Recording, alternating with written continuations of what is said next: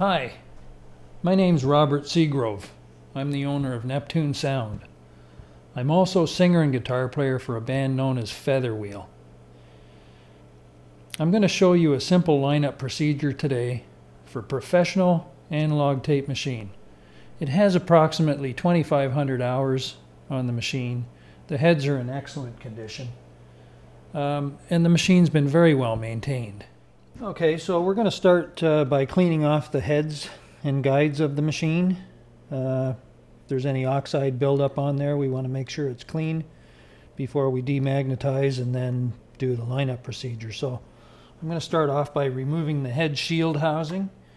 Just grab that and firmly pull up and set it down here on the deck of the machine. So maybe just to familiarize ourselves with the parts on the head block assembly, I'll show you from left to right. We have the left roller guide tape sensor here. On this machine we've got two erase heads, the stabilizer roller, record head, scrape flutter idler, playback head, capstan, pinch roller, and the right roller guide. Okay, let's clean the heads and guides here. We're going to use 99% pure isopropyl alcohol and a Q-tip. Get a little bit of isopropyl on the Q-tip there and go back and forth across the heads as opposed to up and down. Apparently an up and down motion like this can cause the head laminations to separate over time. So we'll go back and forth and do the erase heads as well. The tape guides, I use a rag on them with a bit of isopropyl. It's a little quicker, especially on the 2-inch guides. Do the capstan, being extremely careful not to let any isopropyl slip down into the bearings. The pinch roller, we use a rubber compound on that. The rubber compound is mainly to condition the rubber, to prevent the rubber from getting shiny and causing slippage on the tape. So we use a rubber compound on that. The pinch roller cleaning isn't something that we do all that often, but just keep an eye on them, make sure they don't get... Now the next thing we got to do is turn off the machine and demagnetize the heads. So I'm just going to switch the machine off now and we'll proceed with demagnetizing. The first thing we need to do is remove the tape from the area. There's tape in the machine. We don't want to destroy any tones that are on there, so I'm going to take this one out because that has some precious tones on it. I'll just take it and put it over here, completely away from that. I've got a handy mag tool here to demagnetize the heads, guides, and capstan. I've also made myself up a little head shield out of plastic so that when the tool comes in contact with the heads, there's no chance of them getting scratched. So I'll hold the tool away from the machine now and plug it in. Bring it closer to the machine and touch it off the head here and go back and forth.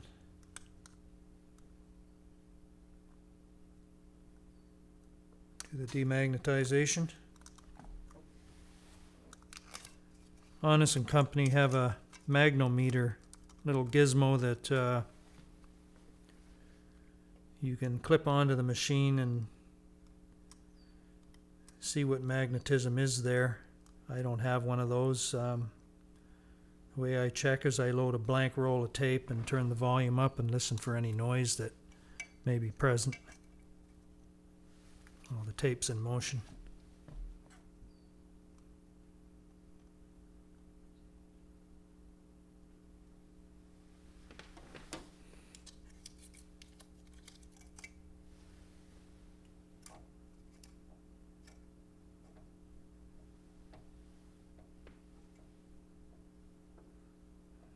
Let's just touch it off the guides too, the core on those guides and bearings are all steel. Could become magnetized.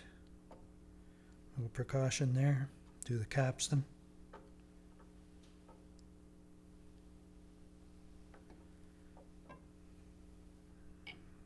Let's continue on with the guide stems there.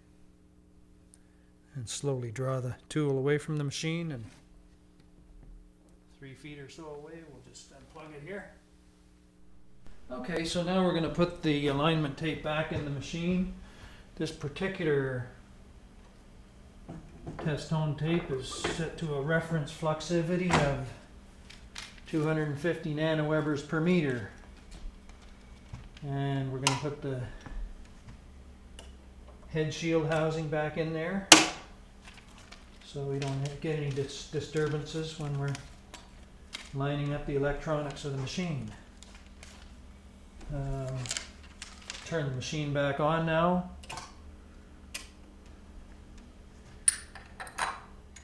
The tape tension's been checked already.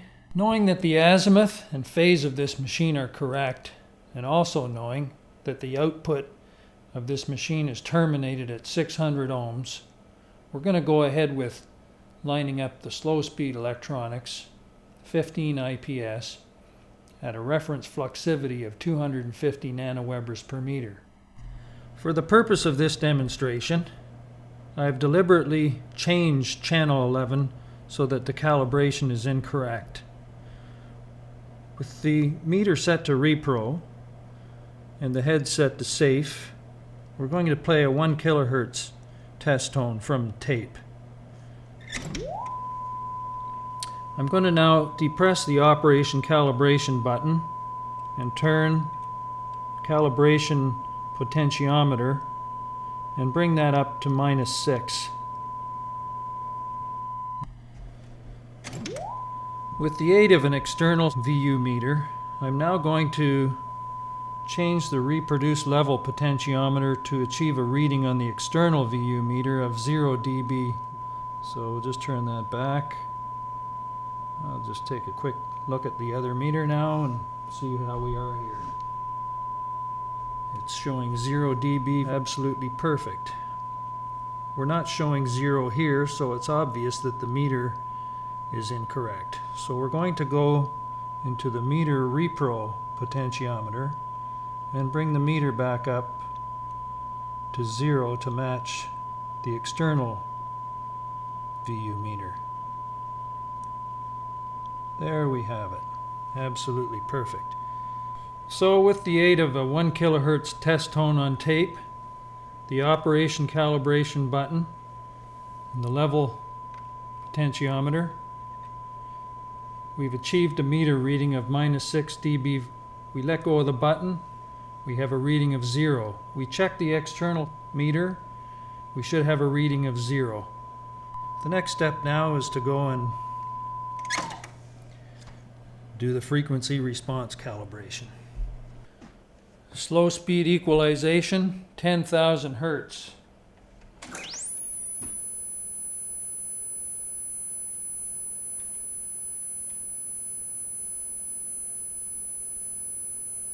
Take that back to 0.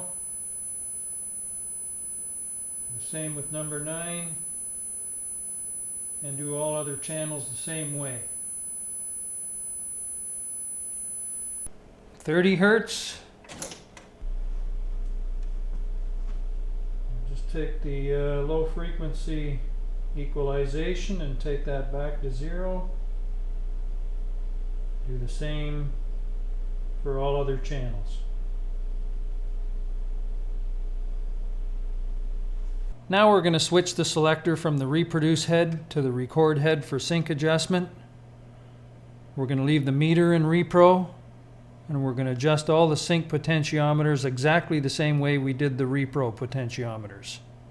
For high speed, they're done exactly the same way.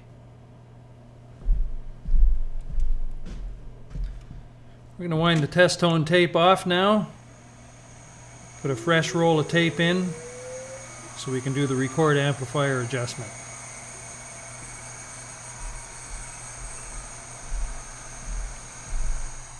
We're going to proceed now with phase 2 of the alignment procedure, which is to check the erase amplifiers for signal erasure and align the record amplifiers. Two things are needed here.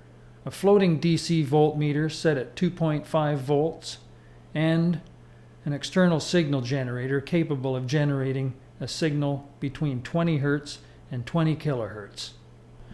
With the external voltmeter connected to the erase amplifier output, the VU meter set to erase, and the amplifier set to ready, we're going to place the transport into record. In observing the external voltmeter, we're going to adjust the erased amplifier output for a minimum reading on the external voltmeter. We're then going to observe the VU meter on the amplifier and adjust the calibration potentiometer for erase for a 0 reading on the amplifier VU meter. We do all other amplifiers the same way. We're now going to set the record input level. First, we're going to set the selector switch to record. We have an input signal from the signal generator, 1 kHz.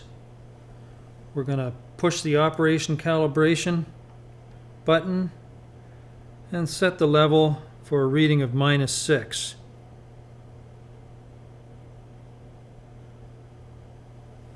We're then going to release the calibration button and observe the VU meter for a reading of 0. If we don't have that, then we can adjust the record calibration potentiometer for a reading of 0.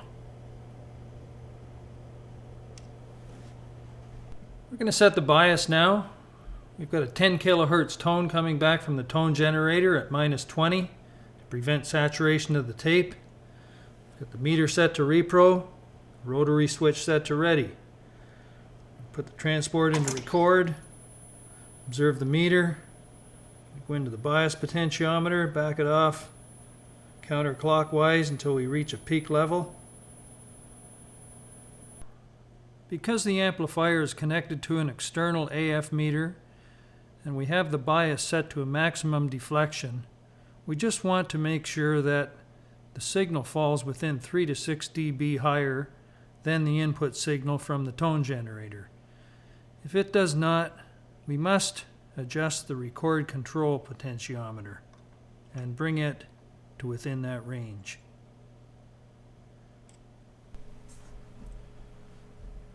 So with the bias level potentiometer set to achieve a maximum deflection on the meter, we're going to turn and look at the external meter here now. With the incoming signal of -20, I've reset the meter at 0. We're going to continue turning the bias level potentiometer in a clockwise direction, and we're going to reduce the signal on this meter to -4, which is the correct reduction for the brand of tape being used here. So we're going to switch the meter selector up to bias, and we're just going to check to see that the meter is reading 0. If not, we can adjust the bias meter potentiometer here to achieve that reading of 0. With the tone generator set back to 0 dB at 1 kHz, meter set back to repro, transport and record, we're just going to bring the record potentiometer back up to 0, normal operating level.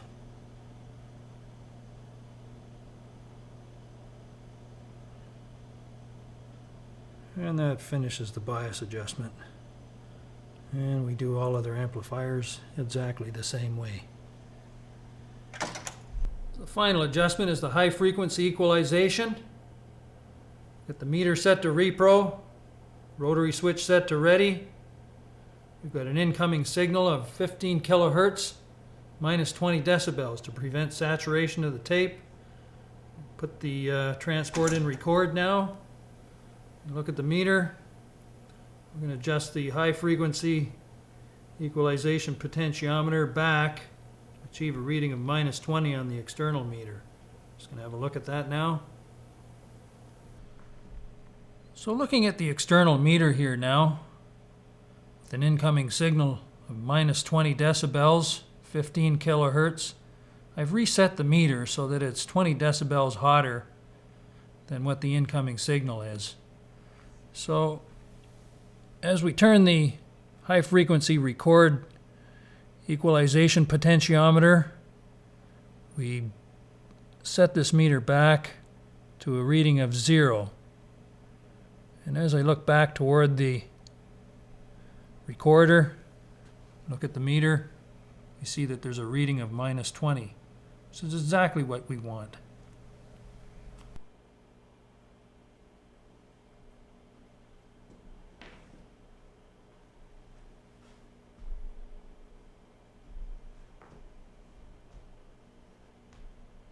Just going to do a quick frequency check in repro. Over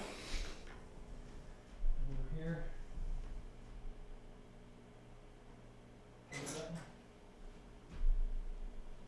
Neptune Sound Lab, May the 23rd, 2003, for 15 IPS reproducer.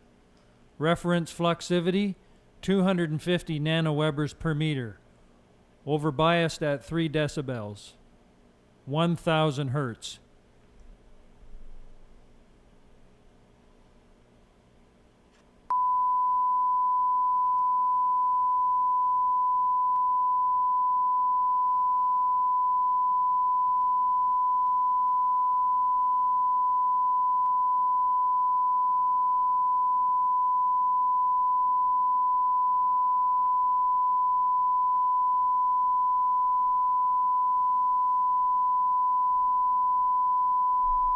Yeah, it's looking pretty good there. I'll just go over to the console and have a look over there.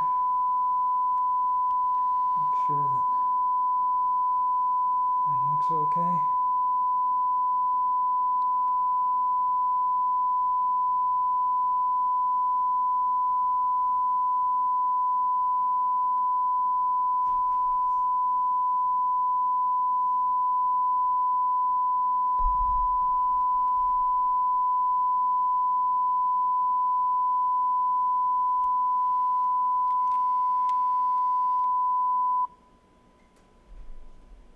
$10,000 hertz.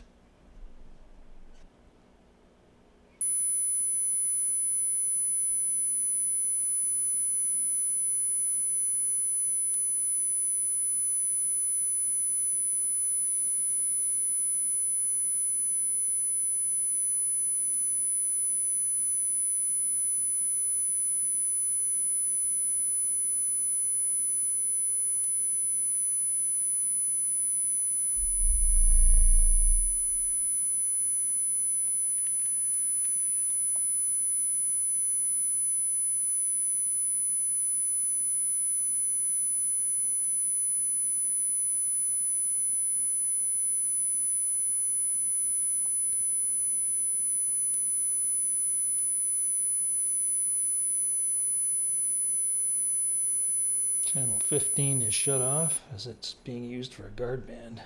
15,000 hertz.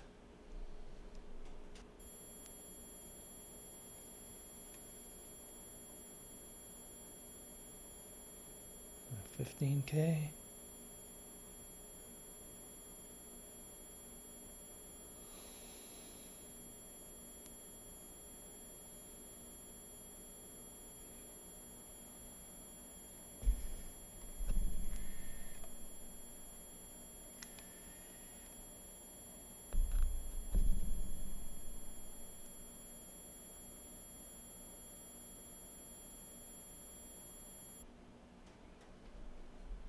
$20,000 hertz.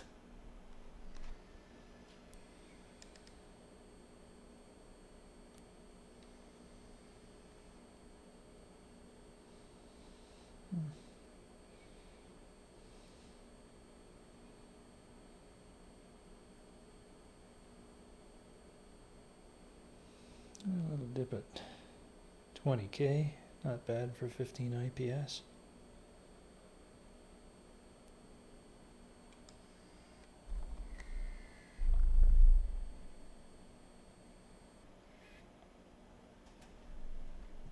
30 hertz.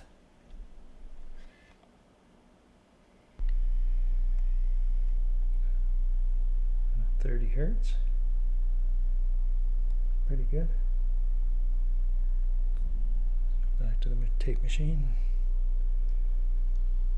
Check that out. That looks good.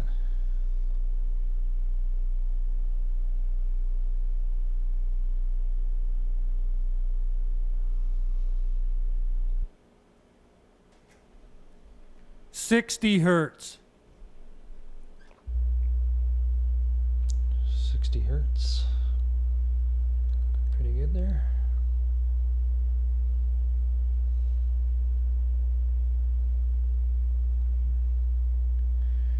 Okay, with this pen over here now, we're going to console to make sure everything lines up there. 100 hertz. Slam it in there.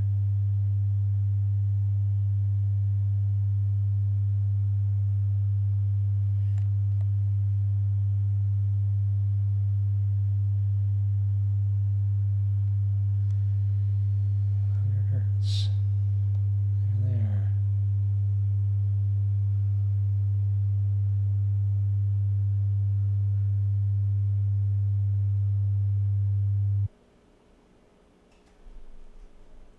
$500 hertz. 500 coming up.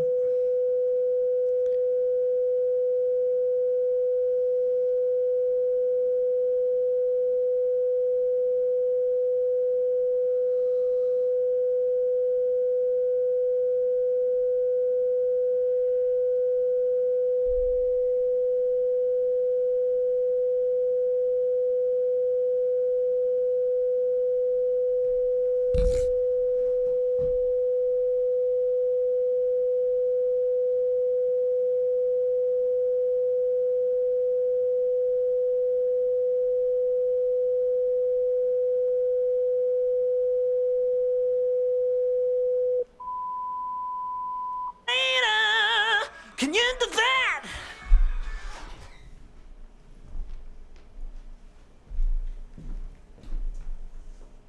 Since we've aligned this machine to a reference fluxivity of 250 nanowebers per meter, and we're using high output tape, I'm going to show you now how to bump it up to 500. So with the meter set to repro, rotary switch set to safe, we're going to roll a 1 kilohertz tone now from the test tone tape. Press play. You see the meters are nicely sitting at 0. I'm going to go into the repro level potentiometer, set it back to -6. Press stop. Set the rotary switch to sync. Press play. We're going to do the same to sync. Set it back to -6. And we'll do all other amplifiers the same way. We're now going to set the record amplifier 6 decibels hotter. We have a 1 kilohertz tone coming from the tone generator at 0. Got the meter set to repro, rotary switch set to ready, and a fresh roll of tape. Hit play and record. If you watch the meter, we're just going to go into the record level potentiometer and take that up to 0.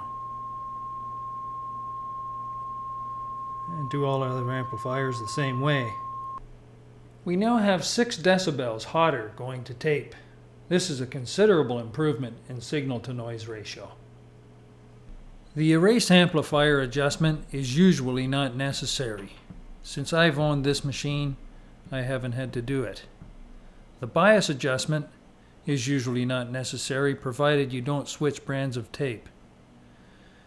These machines are very reliable and stable. Other sound engineers may claim different methods of alignment, but the one I have demonstrated here is close to the one prescribed by the mother company itself. I've always loved the sound of the A80 Studers, and you have too, whether you realize it or not. With their big fat sweet sound, they invite you right in, make you feel right at home. A couple of important things to remember here. For magnetization, check for clicks, pops, and thumps, both in record and playback. A click may be particularly evident at a splice after a section of leader tape. When demagnetizing, turn the tool on a few feet away from the machine and off a few feet away from the machine. This will ensure not remagnetizing anything. Recommended reading is J. McKnight's paper on how to demagnetize a tape recorder. The demonstration here is specific to the Studer A80 VU tape recorder. It is not the only way to adjust the electronics of this machine. I chose to drive a strong signal from the source. For many years, advances in tape flux have rendered it almost unnecessary to reduce levels as a precaution of tape saturation. My hope with this demonstration is to disclose for reference a simple method of alignment for these wonderful machines. And it's also for those individuals whom are just interested. Thank you for watching.